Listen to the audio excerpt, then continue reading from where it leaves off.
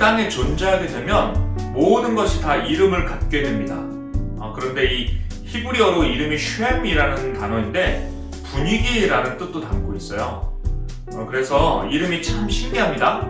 이 할아버지 할머니가 손자의 이름을 딱 부르면 그곳의 분위기가 아주 화기애애해집니다.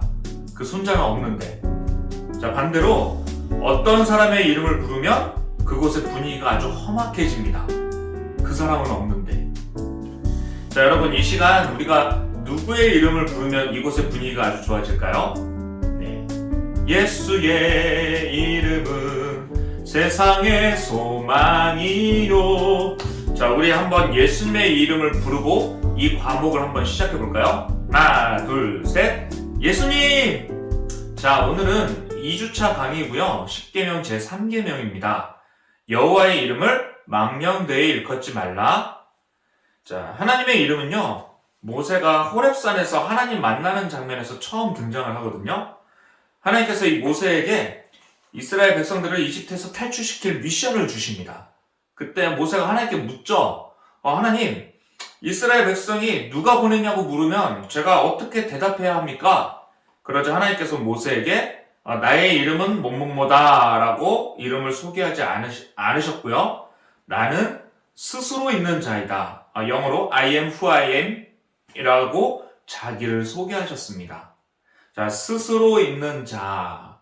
이게 그분을 설명하는 표현이 나중에 이 하나의 단어가 되고 고유 명사화가 되어서 이제 이것이 이름이 바로 된 것이 바로 여호와입니다. 자, 그런데 여러분, 이 여호와라는 이름을 계시해 주신 것은 하나님의 은총의 선물입니다. 먼저 어떤 은총이 있을까요? 이 여호와의 이름을 알기 때문에 우리가 먼저 기도할 수가 있죠. 이 여호와는 이 구원자이시기 때문에 여호와의 이름으로 우리 영혼을 건져달라고 기도할 수 있습니다. 그리고 우리의 도움은 천지를 지으신 하나님 이름에 있기 때문에 우리는 그 이름으로 도움을 또한 얻을 수 있습니다. 또 여호와의 이름은 견고한 망대가 되시기 때문에 우리는 그 안에 달려가서 안전함을 얻을 수 있습니다. 그러니까 여호와의 이름을 알기 때문에 우리는 이렇게 기도를 할 수 있는 것입니다. 또한 이 여호와의 이름을 알기 때문에 이 범죄한 후에도 용서를 구할 수가 있습니다. 그러니까 이스라엘이 이제 금송아지 우상 숭배를 범한 사건들이 있었어요. 그래서 여호와께서 용서하시면서 자신의 이름인 여호와를 반포하시면서 이렇게 선포하셨거든요. 출애굽기 34장 5절부터 7절 말씀 보시면요. 여호와께서 구름 가운데에 강림하사 그와 함께 거기 서서 여호와의 이름을 선포하실세. 여호와께서 그의 앞으로 지나가시며 선포하시되 여호와라 여호와라 자비롭고 은혜롭고 노하기를 더디하고 인자와 진실이 많은 하나님이라. 인자를 천대까지 베풀며 악과 과실과 죄를 용서하리라. 아멘. 네, 그래서 이것 또한 큰 은총이죠. 우리가 여호와의 이름으로 용서함을 받을 수 있다는 것. 자, 그리고 가장 큰 은총, 그것은 무엇일까요? 바로 구원입니다. 구원.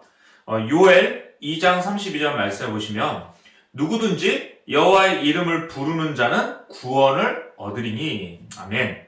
그러니까 여호와의 이름은요, 누구든지 그 이름을 부르는 자에게 구원을 베푸는 능력이 된다는 것이에요. 자, 우리 하나님께서는 우리를 자기 백성을 삼으시고 우리를 구원해 주시기 위해 이름을 알려주셨습니다. 이게 정말로 큰 은총이죠. 네, 은총입니다. 여러분, 여호와의 이름으로 기도하시고 여호와의 이름으로 죄 용서함도 받고 또 여호와의 이름을 부름으로 구원을 얻을 수 있기를 주님의 이름으로 축복합니다. 자, 그럼 이제 3계명 이 망령되이라는 좀 더 어려운 단어를 좀 한번 접근해 보도록 하겠습니다.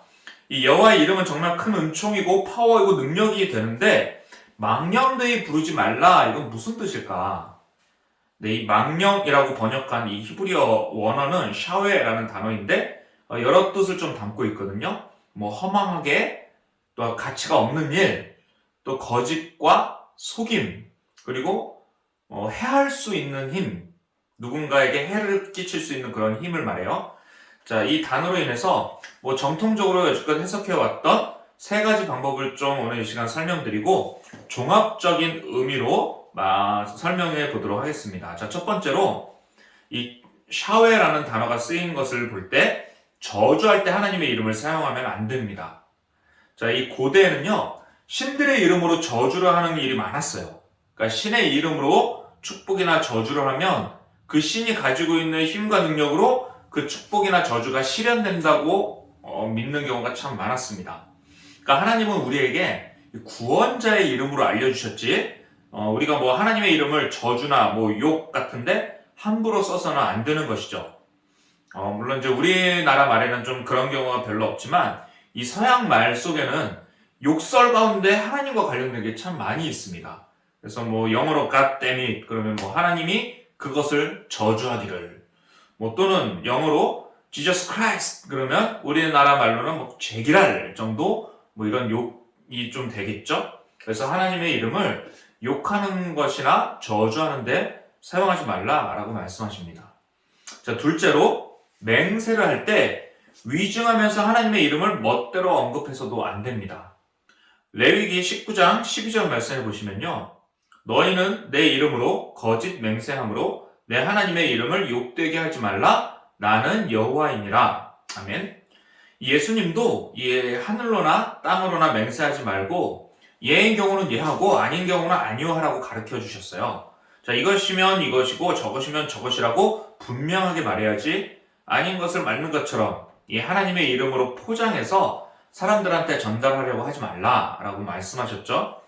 자, 결국 그렇게 하는 것은요, 이 내 생각을 관철시키고자 하는, 그러니까 내 영향력을 다른 사람들한테 높이고자 하는 그런 의도가 있기 때문입니다. 그래서 이 3계명에서는 하나님의 이름을 망령되게 부르지 말라, 이 하나님의 이름을 오용하지 말라라고 가르치고 있습니다. 자, 세 번째, 바로 하나님의 말씀을 빙자하지 말라라는 거예요. 에스겔 13장 3절 말씀해 보시면요, 주 여호와의 말씀에 본 것이 없이 자기 심령을 따라 예언하는 어리석은 선지자에게 화가 있을진저. 자, 하나님이 말씀하신 적이 없음에도 이 하나님의 말씀을 빙자하는 것은 도용에 해당이 됩니다. 그러니까 뭐 예레미야 선지자 시대 때 뭐 평강이 없는데 평강하다라고 막 그 시대 선지자들이 외쳤거든요. 자, 이것은 오늘날 우리 설교자에게도 참 무겁게 들리는 말씀이기도 합니다. 그러니까 하나님께서 우리에게 지금 회개를 원하시고 무릎을 원하시는데, 야, 하나님이 우리 평강하다 하셨다, 사랑의 하나님이시다 라고 외치는 것, 이것은 지금 하나님의 이름을 망령되게 행하고 있는 것이다. 또한 반대로 하나님께서 지금 우리를 사랑하시는데 우리와 함께 하시겠다고 얘기하시는데 너에게 저주가 있을 것이다 라고 말하는 것은 여호와의 이름을 사칭하여 거짓을 말하는 것이 됩니다. 자, 그래서 예레미야 23장 31절 말씀을 보시면 여호와의 말씀이니라, 보라 그들이 혀를 놀려 여호와가 말씀하셨다 하는 선지자들을 내가 치리라. 자, 바로 이러한 경우가 하나님의 이름을 망령되게 부르는 경우입니다. 자, 지금까지는 이렇게 학자들에 의해서 해석되어 왔던 이 세 가지 해석 역사를 좀 짧게 설명드렸습니다.